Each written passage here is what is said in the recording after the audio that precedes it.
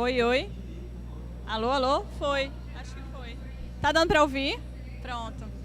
Oi, oi, gente. Boa noite. Meu nome é Maria Fernanda e hoje a gente vai falar um pouquinho sobre soluções tecnológicas em prol da segurança de mulheres. Antes de mais nada, deixa eu me apresentar aqui para vocês, dizer o que eu tenho a ver, com esse tema. Essa daqui da foto sou eu, essa daqui também sou eu, somos a mesma pessoa. E eu sou engenheira eletricista, formada pela Universidade Federal do Rio Grande do Norte, a UFRN. Atualmente estou fazendo mestrado no programa de pós-graduação em Sistemas e Computação, também da UFRN, na linha de pesquisa de sistemas distribuídos, mais especificamente sistemas embarcados. E a minha pesquisa ela é voltada para o desenvolvimento de um sistema embarcado inteligente e tolerância a falhas, voltado para a segurança de mulheres. Atualmente eu também trabalho no Instituto de Pesquisas Eldorado como analista de software embarcado e quando sobra algum tempo eu sou também poeta. Ano passado tive meu primeiro livro de poesias publicado, chamado Entre Linhas, e eu sou envolvida com o tema de violência contra a mulher desde 2018, que foi quando eu comecei minha pesquisa de iniciação científica com essa pegada. E é um tema que eu gosto muito de discutir, principalmente trazer para a galera de tecnológicas, que é um ambiente majoritariamente masculino, e para a gente começar a pensar nas tecnologias como um mecanismo de mudanças sociais. O que a gente pode fazer a respeito dessa problemática, E, bem, vamos para a programação de hoje. A gente vai começar mostrando um panorama geral da violência contra a mulher no Brasil. Depois eu vou falar um pouco sobre o ciclo da violência doméstica. E a gente vai falar um pouco sobre o que a gente já sabe, que nem tudo são flores nas tecnologias, mas também vamos mostrar um lado bom, dizendo algumas tecnologias que já estão acontecendo, que já estão aí para as pessoas voltadas para a segurança de mulheres. No final, vou apresentar o Sistema Salve Todas, que é o trabalho que eu venho desenvolvendo desde o meu TCC e agora no mestrado, e alguns comentários finais. Antes da gente começar, vou só quebrar o gelo dizendo que tem mais de ano que eu não participo de eventos de tecnologia. Então, se eu ficar nervosa e gaguejar, perdoem, desconsiderem. Vamos lá, vamos que vamos. Quando a gente fala de violência contra a mulher no Brasil, nesse século, tem alguns marcos que são interessantes a gente trazer para a discussão. O primeiro que eu pontuo é a criação da Lei Maria da Penha em 2006. Essa lei, ela foi criada para definir, caracterizar e criar meios para coibir a violência doméstica e familiar contra a mulher. Ela é considerada uma das 3 melhores leis no mundo com essa temática e ela é uma lei muito completa, porque ela leva em consideração não somente as violências primeiras que a gente pensa quando se fala de violência contra a mulher, que são violência física e sexual, mas também considera outras formas de violência mais sutis, mas tão nocivas quanto, que são a violência psicológica, a violência patrimonial e a violência moral contra a mulher. Aqui é importante ressaltar que a Lei Maria da Penha, ela não considera a violência doméstica e familiar somente aquela sofrida pelo parceiro da vítima, ou somente aquela praticada pelo parceiro da vítima. Ela considera qualquer violência que a vítima tem uma relação íntima com a pessoa que a agrediu. Isso leva em consideração familiares, como, por exemplo, uma mulher que sofre agressão de pai, irmãos, tios, primos, avós, está enquadrado na Lei Maria da Penha, assim como mulheres que estão em relacionamento homoafetivos e também o vínculo empregatício também pode ser considerado como dentro da Lei Maria da Penha. E vale ressaltar que essa lei ela vale tanto para mulheres cis quanto para mulheres transgêneros. Outro marco legal foi a lei do feminicídio, que torna esse crime uma circunstância qualificadora do crime de homicídio. E essa lei foi importante porque ela começa a analisar o assassinato de mulheres a partir de um olhar de como que foi que aconteceu esse assassinato. A gente não considera feminicídio uma mulher que foi assassinada aleatoriamente por um cara aleatório. É considerado feminicídio quando tem uma motivação de ódio pelo fato da vítima ser mulher e do agressor querer perpetrar esse crime por um motivo de opressão mesmo e de domínio dessa mulher. E é importante porque a gente passa a ter dados formais a respeito da quantidade de mulheres que estão morrendo por conta desse crime. Outro marco que é importante a gente falar é a pandemia do Covid-19. Durante esse período aconteceram algumas coisas que chamam a atenção da gente. Houve uma diminuição das denúncias de violência sofrida pelas mulheres, porém houve um aumento nos números de feminicídio, o que faz a gente pensar assim, será que essas mulheres estavam de fato sofrendo menos violência dentro de casa, junto com os seus possíveis agressores, já que a gente estava isolado, ou será que não era o fato de que as mulheres simplesmente não estavam conseguindo denunciar o crime que elas estavam sofrendo, a violência que elas estavam sofrendo, e daí, de repente, elas só morreram, né? Feminicídio, as taxas aumentaram. Isso chama atenção para essa necessidade que a gente tem, ainda não superada, de pensar em formas de facilitar a denúncia e de socorrer essas mulheres. O que a gente pode fazer a respeito? E o cenário pós-pandemia, a gente já percebe um aumento de todas as formas de violência contra a mulher. Atualmente, a gente tem uma média de 15 vítimas de feminicídio por dia no Brasil. E se comparado com o período da pandemia de Covid-19, no ano de 2021, com o ano atual de 2023, a gente percebe um aumento de 6,1% nas taxas de feminicídio e um aumento de 5,3% dos registros de outras agressões.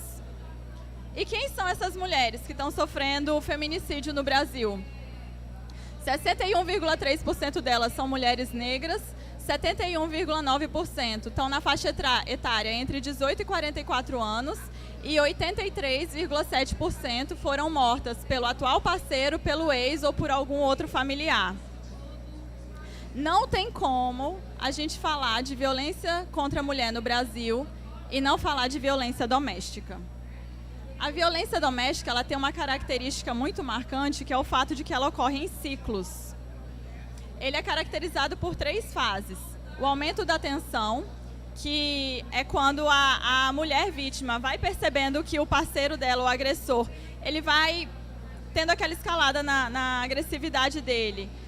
Pequenas implicações vão se tornando xingamentos, vão se tornando ameaças, vão se tornando agressões verbais, até chegar num ataque violento, agressão física, que logo em seguida vem a fase da lua de mel, onde esse agressor ele fala que ele perdeu o controle, que ele não fez porque ele quis, que ele sente muito, se arrepende, que não vai tornar a se repetir.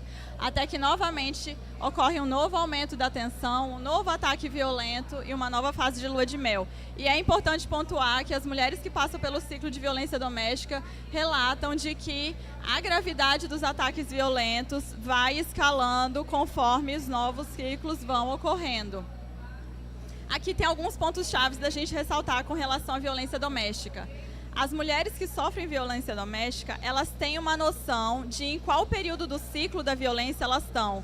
Elas percebem quando a tensão está aumentando, elas percebem quando o parceiro delas está se tornando cada vez mais agressivo e têm uma noção de quando ele pode vir a atacar. E isso é uma informação chave quando a gente quer pensar em tecnologias para essas mulheres que sofrem de violência doméstica. Porque se elas tiverem uma rede de apoio, uma rede de solidariedade que esteja lá para amparar essa mulher e para socorrer caso seja necessário, é possível evitar alguns ataques violentos. Daí a importância da gente falar de conscientização dessa temática, não só para as mulheres que estão passando por esse tipo de violência, identificarem que elas estão nesse ciclo vicioso, como também de rede de apoio em volta dessas mulheres para poderem intervir quando for possível, e principalmente dos homens, porque quem está perpetuando essa violência são homens e a gente precisa conversar com eles também. A gente já tem uma noção de que nem tudo são flores na tecnologia. Nossa, minha mão está suada. A gente tem uma noção de que nem tudo são flores na tecnologia. E tem algumas formas mais clássicas de violência contra a mulher online que a gente observa. Um jeito clássico de violência contra a mulher online é a sextorção, que são aquelas chantagens que o parceiro geralmente faz com a mulher, de tipo assim, sabe aquele vídeo nosso? Se você não fizer tal coisa, eu vou publicar. E fica nessa. Até que de fato ocorre a pornografia de vingança, que é quando é publicado esse material íntimo da mulher ou do casal, como forma de atingir essa mulher.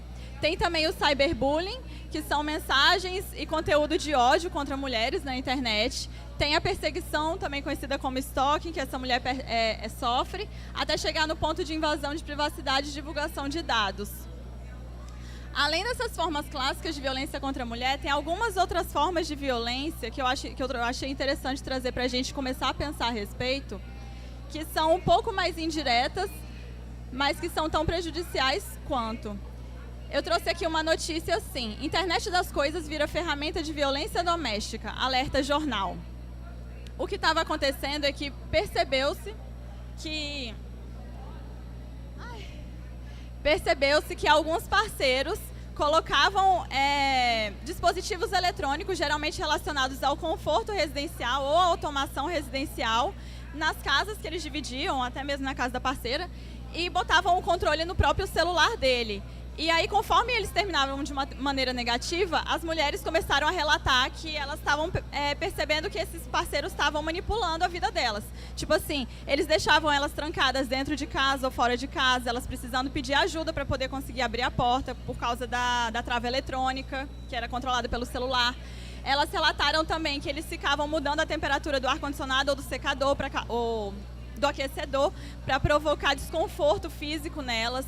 Teve mulheres que relataram eles desativando dispositivos eletrônicos da casa, eletrodomésticos como a geladeira, e elas perdendo as compras dela, tipo de comida.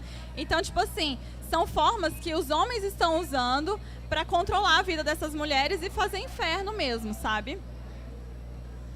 Outra notícia que eu trouxe é essa: IA machista, ferramenta de recrutamento na Amazon é preconceituosa. O programa de recrutamento da Amazon estava identificando palavras como mulheres ou feminino para excluir currículos. Aqui eu acho importante a gente conversar a respeito, principalmente para a gente que é desenvolvedor, porque a Aline já está ali, eu já vou falar da tua palestra, amiga. Porque é muito fácil a gente se isentar da culpa enquanto pessoa desenvolvedora e falar: não, mas os dados são enviesados. Eu não tenho culpa se eu vivo numa sociedade machista que não contrata mulheres e a IA entendeu que não é para contratar mulheres. Mas espera lá, será que não tem nada que dê para você fazer no seu código que possa mitigar esse problema? Spoiler, tem sim, a Aline vai falar sobre isso amanhã. E é nossa responsabilidade, enquanto pessoas desenvolvedoras de tecnologia, começar a pensar em maneiras de mitigar esses vieses e desenvolver uma tecnologia mais ética e com mais responsabilidade. Mas tem também coisa boa, gente, na tecnologia. Já tem bastante tecnologia voltada para a segurança de mulheres, e agora eu vou chegar nessa parte, mas antes eu vou comentar um conceito que eu não sei se vocês já conhecem ou já ouviram falar, que é o cyberfeminismo. Esse conceito ele foi falado pela primeira vez na década de 80 pela Donna Haraway, que é uma filósofa estadunidense que ela gosta de fazer comentários a respeito, comentar, falar, escrever, o que quer que seja, fazendo esse link entre filosofia e tecnologia. E no Manifesto Ciborgue, Ciência, Tecnologia e Feminismo Socialista, que ela publicou nos anos 80, ela começa chamando a atenção para um fato que ela notou naquela época e que hoje é 100% perceptível, que é de que não dá mais para a gente pensar nas nossas vidas sem a tecnologia. E aquela ideia distópica de um cibergue como um ser híbrido, meio biológico, meio máquina, já não está mais tão distante do que a gente é hoje, quando o nosso celular é praticamente uma extensão dos nossos braços e da nossa consciência. E é nesse contexto que ela fala do cyberfeminismo, para a gente começar a pensar nas tecnologias como um mecanismo de emancipação das mulheres. A primeira tecnologia que eu trouxe para apresentar para vocês é uma que eu gosto muito, que eu conheci num evento de tecnologia em 2019, que eu participei, que eu vou participar esse ano de novo, que é o Encontro Nacional de Desenvolvimento Social, Encontro Nacional de Engenharia e Desenvolvimento Social. E essa tecnologia, ela é o seguinte: na Tanzânia, em alguns outros países da África, tem uma cultura religiosa, ritualística, de fazer um procedimento de mutilação genital feminina. Eu não sei se vocês já ouviram falar, mas é um procedimento que é feito como parte de uma religião da galera de lá, em que eles literalmente mutilam parte da vulva e algumas vezes retiram, extraem o clitóris totalmente, fazendo com que essa mulher, quando ela ficar mais velha e for ter relações sexuais, não venha ter nenhum prazer. E ela ocorre geralmente com crianças, meninas recém-nascidas ou quando elas estão perto de chegar na puberdade. E como ela era feita em fundo de quintal, em momentos ritualísticos, não tinha nenhum nível de cuidado cirúrgico. com o procedimento. Então, a taxa de mortalidade das meninas que passavam por esse procedimento era muito alta. E aí, a galera desenvolvedora da região começou a se organizar, se mobilizar e criar uma ferramenta em código aberto que faz o mapeamento da região da Tanzânia, principalmente de comunidades mais afastadas, longe de centros urbanos. E aí, quando eles recebiam um relato de que ia rolar alguma festividade que envolvia ou algum momento que fossem fazer algum tipo de mutilação genital feminina, eles já mapeavam a área e já conseguiam passar para as autoridades irem lá e intervirem.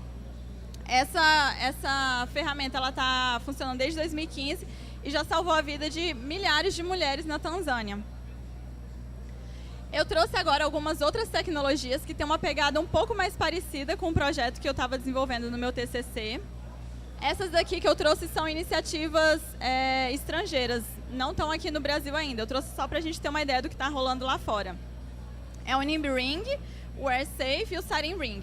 O NIMBY Ring e o AirSafe, eles funcionam com um botão do pânico nesse dispositivo, que é vestível. No caso do NIMBY Ring é um anel, o AirSafe é um broche, que quando a mulher está numa situação de perigo, ela aperta esse botão do pânico, que tem um link com o aplicativo do smartphone e dispara uma mensagem de socorro com a localização dessa mulher.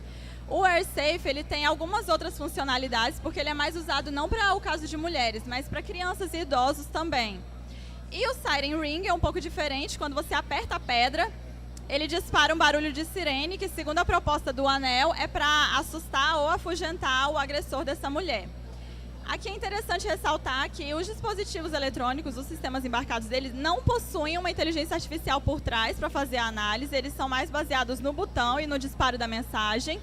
E eles são todas iniciativas privadas, um pouco caras, não muito acessíveis e não estão disponíveis no Brasil ainda. Com relação às tecnologias para a segurança de mulheres no Brasil, eu trouxe alguns exemplos de aplicativos. Eu trouxe o SOS Elas, aqui do Amazonas. Ele foi desenvolvido por estudantes da UFAM, juntamente com o pessoal da OAB Amazonas. E ele é um aplicativo que, quando a mulher está numa situação de risco, ele possibilita que seja tirada uma foto da câmera frontal e traseira para conseguir identificar possivelmente o agressor, e envia um pedido de socorro para uma lista de contatos, juntamente com a localização atual da mulher, entre outras funcionalidades.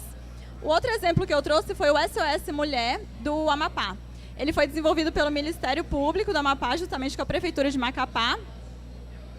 E ele funciona de maneira similar. Ele tem um botão do pânico no aplicativo, que também envia uma mensagem para uma lista de contatos cadastrados ou diretamente para a polícia. O do caso do Amapá, o SOS Mulher do Amapá, ele é só para mulheres que têm uma medida protetiva em vigor. Outros exemplos que eu trouxe aqui é o Penhas Instituto As Minas, que é um app mais visado para formar uma rede de contatos entre as mulheres que estão passando por essa situação de violência e para informar sobre como reconhecer, onde procurar ajuda. Tem o botão do pânico do RN, lá do Rio Grande do Norte, de onde eu vim, que é um sistema embarcado que parece aqueles de pedido de comida, de praça de alimentação, que tem um botão que ele consegue identificar quando o agressor daquela mulher que usa uma tornozeleira eletrônica está nas proximidades, e quando a mulher aperta o botão, ele faz um chamado direto para a polícia. Ele também só é para mulheres que têm uma medida protetiva em vigor. E o SOS Mulher da Paraíba, que na verdade é um celular que a DEAN, que é a Delegacia de Mulher da Paraíba, entrega para essas mulheres que estão nessa situação de violência. E agora, o que eu estava desenvolvendo em 2021 para o meu TCC, que é o Salve Todas. Ele é um sistema embarcado e ele tem 3 partes. Nossa, eu tô suando, gente. E ele tem 3 partes principais, que é o dispositivo eletrônico, que conta com alguns sensores que vão pegar algumas informações da usuária, enviar para uma rede neural artificial que vai calcular se aquela mulher está numa situação de possível perigo ou não, com base nos dados desses sensores, e vai se comunicar com o aplicativo de smartphone, que vai enviar o pedido de socorro, caso seja detectado de maneira autônoma ou manualmente pelo botão do pânico, esse pedido de socorro. Aqui eu trouxe uma foto, a primeira foto do protótipo que eu desenvolvi na minha graduação. Nele a gente tem um controlador, que eu usei um Arduino Nano, que controla os demais componentes do sistema. Tem um giroscópio e acelerômetro para calcular informações a respeito de movimentos bruscos e quedas da usuária. Tem um sensor de batimentos cardíacos. Tem uma chave tátil ali, que funciona como um botão de SOS. O módulo Bluetooth, que faz a conexão com o aplicativo smartphone. E tem o GPS também, que não saiu na foto, porque não ia ficar tão bonita, eu tirei. Aqui são as telas principais do aplicativo, a tela de login e a tela inicial.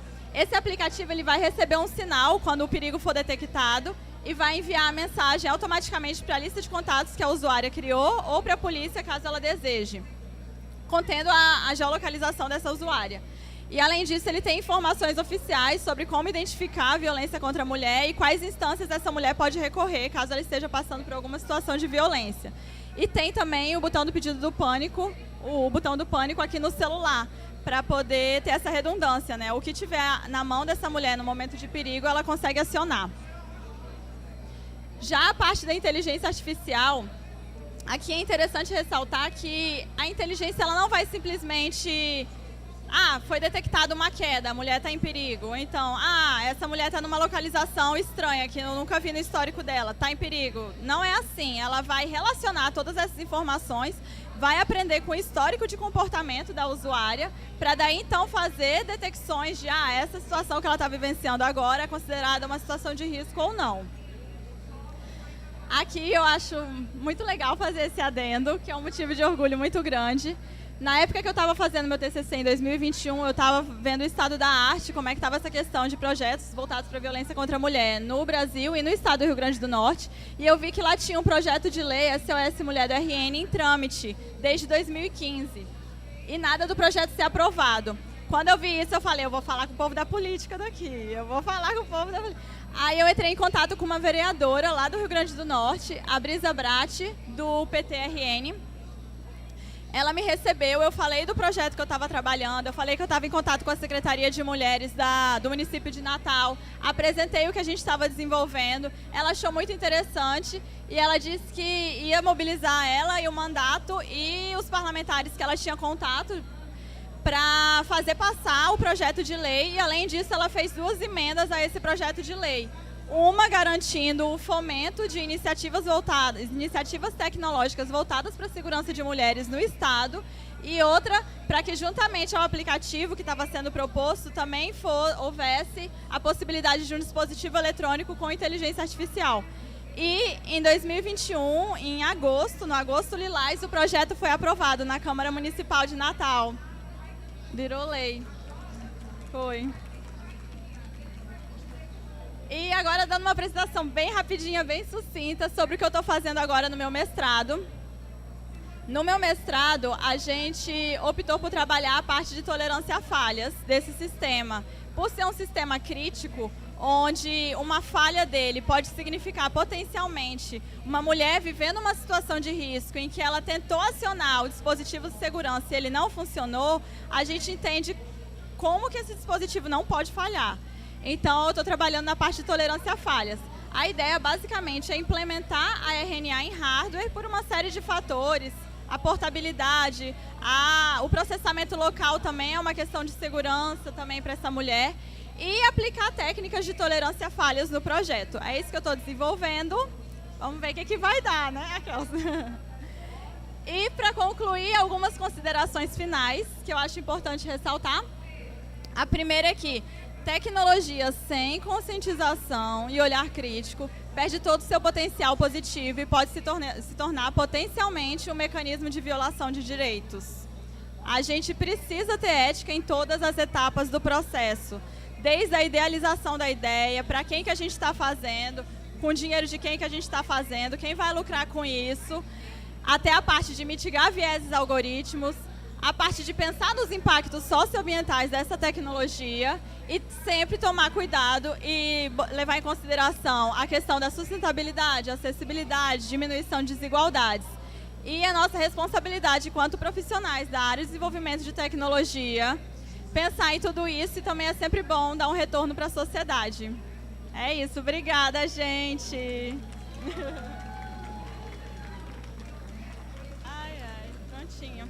Eu vou estar aqui do lado, qualquer coisa, se quiserem conversar, se tiverem dúvidas, vai lá, Cláudio. Oi. A primeira pergunta é sobre a inspiração, né? Da onde surgiu a ideia de fazer dispositivo? Você estudou os casos? Como é que foi esse primeiro passo, né? Obrigada. Valeu. Esse projeto, ele veio inicialmente como uma ideia da minha orientadora. Eu fazia parte de um grupo de mulheres na tecnologia, o UI, Women in Engineering, do I3E.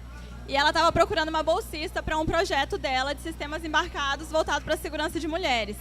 Ela tinha a ideia do vestível e só. Aí eu falei assim, Mônica, o nome dela é Mônica, né? Eu falei, Mônica, vamos botar uma IA nesse negócio? Mônica, vamos botar um aplicativo nesse negócio? Aí eu fui pesquisando, a partir disso eu falei, meu Deus, porque quando ela falou da ideia, eu não tinha noção da possibilidade do mundo de possibilidades que tinha a respeito. Eu não fazia ideia do que já estava rolando no mercado lá fora e aqui no Brasil. Aí eu comecei a pesquisar, fui pesquisando e foi o que realmente me segurou na elétrica, porque eu estava bem, ai meu Deus, forma ou não forma? E foi assim, transformador na minha vida, realmente. Me deu um caminho, um direcionamento, é isso que eu quero fazer para minha vida. É isso.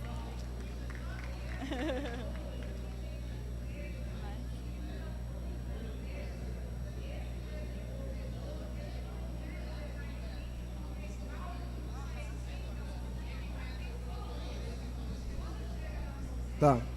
A outra pergunta é relacionada ao dispositivo, o wearable, né? O que ele vai ser? Vai ser um broche? Vai ser um anel? Vai ser o quê? Qual é a ideia? Pois é, a gente fica pensando muito nisso, porque o ideal é que ele seja pequeno e discreto o suficiente para que um potencial agressor não perceba o que ele é. A gente vê outros dispositivos, geralmente eles são anéis, ou quem sabe relógio, ou até mesmo broche. A gente ainda não sabe exatamente o que a gente vai fazer disso, porque tem algumas questões logísticas. Eu, Fernanda, particularmente, tenho um desejo muito forte de pensar nisso como uma política pública, não necessariamente um produto a ser comercializado. Então, esse contato que eu tenho com a CEMU e com pessoas que são envolvidas com política é muito interessante por causa disso. Mas a ideia é que ele seja vestível. Eu penso muito em broche, porque a mulher pode colocar onde for mais conveniente a ela, né? Mas não sei ainda, ainda está em aberto. Oi, boa noite. Hoje em dia existe, com a ascensão, né, dos dispositivos vestíveis, notavelmente dos smartwatches, você considera que seria viável desenvolver um aplicativo para smartwatch já para poder que integrasse com a sua solução, já utilizando dessas capacidades tecnológicas que o smartwatch oferece? Sim, esse é um ponto de ponderação muito importante, né? Eu penso que... deixa eu me acalmar, que eu fiquei um pouco nervosa. Eu penso que... Sabe que eu não sei? Eu fiquei nervosa. Luan, vamos conversar depois? Fui pega de surpresa, gente. Boa noite. Tá me ouvindo? Tá.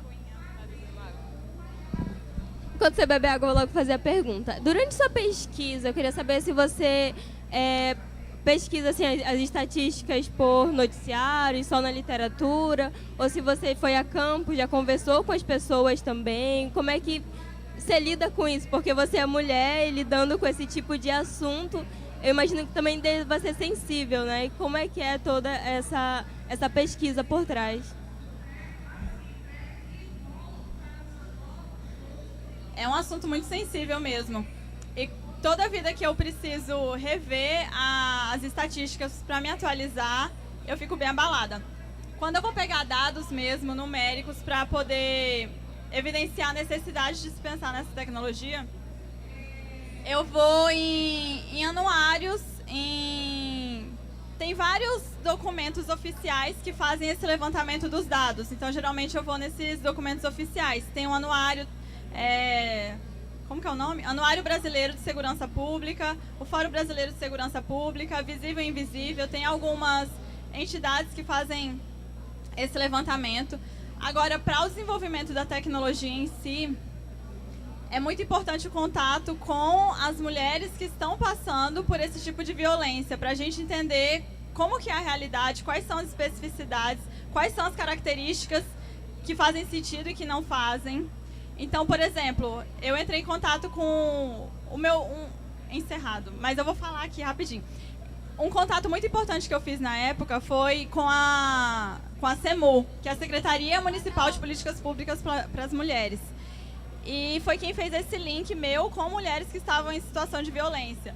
E um ponto que elas ressaltavam muito é que, quando a gente pensa em tecnologias sociais no geral, se você não está em contato com essa comunidade e se você não conversa com ela e desenvolve uma coisa em conjunto, a comunidade não vai abraçar essa tecnologia. Não adianta a gente simplesmente chegar e falar assim, olha, tome, eu tenho essa tecnologia aqui, aceitem.